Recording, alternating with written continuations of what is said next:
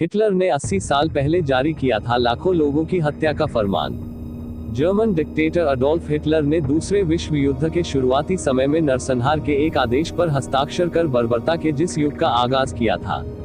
जब जर्मनी की सत्ता हिटलर रूल के हाथ में आई तो उसने नए जर्मनी में विकलांगों, हैंडीकैप्ड और विरोधियों को बाधा माना और हर बाधा को खत्म कर देने का रास्ता चुना।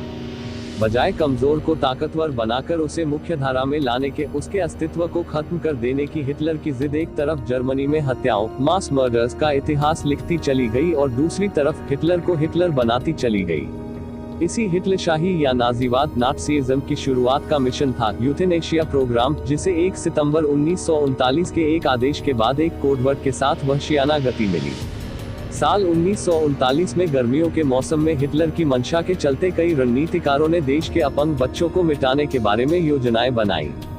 18 अगस्त को एक आदेश सीक्रेट लेटर जारी हुआ जिसके अनुसार सभी नर्सों, डॉक्टरों को ये हिदायत दी गई कि वो 3 साल से कम उम्र के उन सभी बच्चों की जानकारी दें जो मानसिक या शारीरिक अपंगता, मेंटल और फिजिकल डिसेबिलिटी के शिकार थे। ऐसे बच्चों को छांटकर कुछ विशेष अस्पतालों में भेजे जाने के आदेश दिए गए। लोगों को लगा था कि इन विशेष अस्पतालों में बेहतर इलाज होगा, लेकिन असल में ये उन बच्चों के कत्लखाने, डेडली क्लिनिक्स थे। नरसंहार का प्रोग्राम था यूथेनेशिया। नाजी जर्मनी में भीषण नरसंहार का पहला प्रोग्राम था यूथेनेशिया। यूथेनेशिया शब्द असल में इच्छा मृत्यु के लिए इस्तेमाल होता रहा।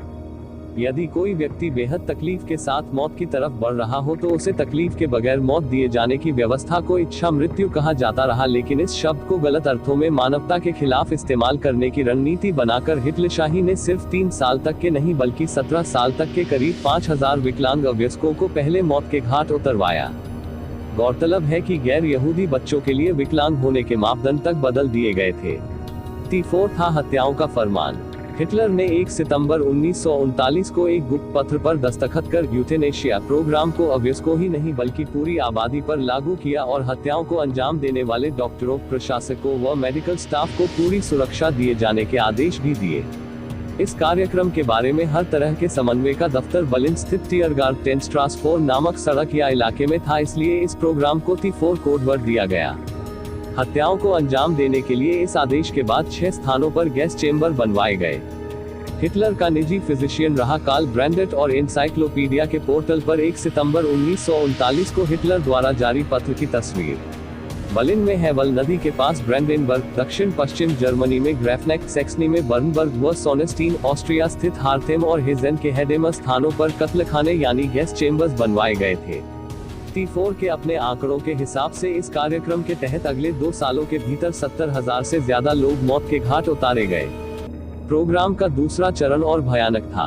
1941 में हिटलर ने यूथेनेशिया कार्यक्रम को रोकने का आदेश दिया था, लेकिन इसका मतलब सिर्फ कुछ समय के लिए रुकने से था। 1942 में इस कार्यक्रम का दूसरा चरण और ज्यादा सुनियोजित ढंग से शुरू हुआ और इस बार तमाम विरोधियों, यहूदियों और युद्ध व राजनीतिक बंदियों को कत्ल किया गया। ये कार्यक्रम दूसरा विश्व युद्ध खत्म होने तक जारी रहा और इतिहासकारों का मानना है कि इस T4 के तहत 2.5 लाख लोगों को मार डाला गया। ये लोग थे कत्लों के रणनीतिकार। हिटलरशाही में 1939 में इस तरह के नरसंहार की योजना बनाने और उसे अंजाम देने के लिए एक टीम बनाई गई थी जिसमें हिटलर की प्राइवेट चांसलरी का निदेशक फिलिप बॉलर और हिटलर का निजी फिजिशियन कार्ल ब्रैंडेट की प्रमुख भूमिका थी। इसी नाजी फिजिशियन ब्रैंडेट को योजना बनने के बाद यूथेनेशिया प्रोग्राम का डायरेक्टर बनाया गया था। इसके अलावा हिस्ट्री चैनल की माने तो यूथेनेशिया विभाग का प्रमुख डॉक्टर विक्टर ब्रेक भी मुख्य भूमिका में था जिसने T4 की योजना का निरीक्षण किया था। अगर आपको द इन्फो का ये फैक्ट अच्छा लगा हो तो लाइक, शेयर, सब्सक्राइब जरूर करें और बेल आइकॉन को दबाना ना भूलें।